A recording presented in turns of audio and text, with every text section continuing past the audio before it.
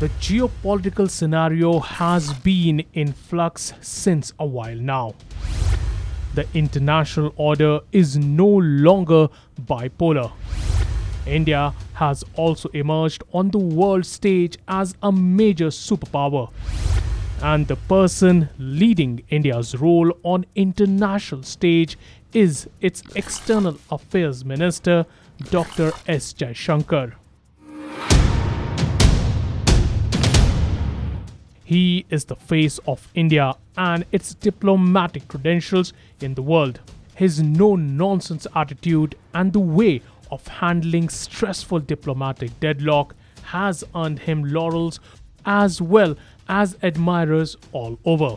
People are entitled to have views about us, but we are also equally entitled to have views about their views. Tell you that we also have views on other people's human rights situation, including that of the United States.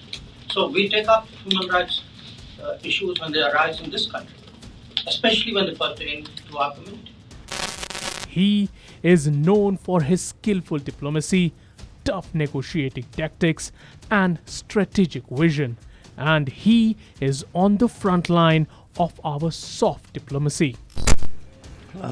As you know, our position is that we all have to find some way of returning to diplomacy and dialogue. And to do that, the fighting must stop. He has been a career diplomat all throughout his life and has been catapulted in this top position because of his skills and work. In fact, he is only the second IFS officer in the country after Natwar Singh to have been appointed India's foreign minister. He is the 30th foreign minister of India since independence. Some leaders served as prime minister and foreign minister at the same time, but none of the former foreign ministers had a doctorate degree in international affairs to their credit. None of them had served as number one officer, the Foreign Secretary of India. My interest, my experience, my thinking, and I will not allow other people's mind games to take me off my course. He joined the IFS in 1977 and during his diplomatic career spanning over 38 years, he had served in different capabilities in India and key positions abroad, including High Commissioner to Singapore and Ambassador to the Czech Republic, China, and the United States of America. He played a key role in negotiating the crucial 2005 Indo-US Civil Nuclear Agreement. He had also deftly handled the Devyani Khobragade episode that threatened to almost derail the painstakingly constructed India-US strategic partnership. When Prime Minister Narendra Modi made his maiden visit to the US after a decade of visa denial, it was Ambassador Jaishankar who facilitated the summit meeting between President Barack Obama and the Indian Prime Minister.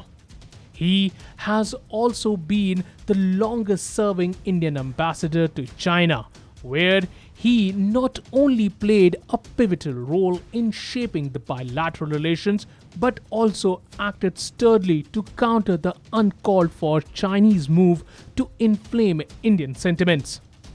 When China issued visa to Indian visitors with maps showing Ladakh and Arunachal Pradesh as a part of Chinese territory, he intruded the Indian embassy to issue visa to Chinese visiting India with maps showing all those areas as part of Indian territory. During the recent Russia-Ukraine conflict, he was the man who firmly stood behind the long-held diplomatic adage that there are no permanent friends or enemies. The only thing that is permanent is national interest. He had also very empathetically rejected suggestions from the West that India's purchase of Russian oil is helping fund the war in Ukraine. saying New Delhi is only working to get the best deal for its citizens amid intense, volatile global energy markets. I noticed you refer to oil purchases. If you are looking at energy purchases from Russia, I would suggest that your attention should be focused on Europe, which probably we do buy some energy which is necessary for our energy security. But I suspect, looking at the figures, probably our total purchases for the month would be less than what Europe does in an afternoon. So you might want to think about it. It was his ability to explain India and its policies in a convincing way that led the US, the EU, Japan, Australia, and many other countries to understand and appreciate India's position on the Ukrainian crisis.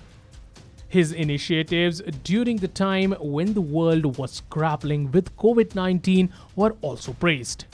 He was the man behind India's COVID Maitri that provided the much needed COVID-19 vaccines to the poor nations free of cost. He today represents an India that has come a long way from the early days of independence to play an important role in global affairs in its capability as an economic powerhouse, resilient democracy, and nuclear weapon power. The contribution he has made so far is immense in every aspect of position he is serving in.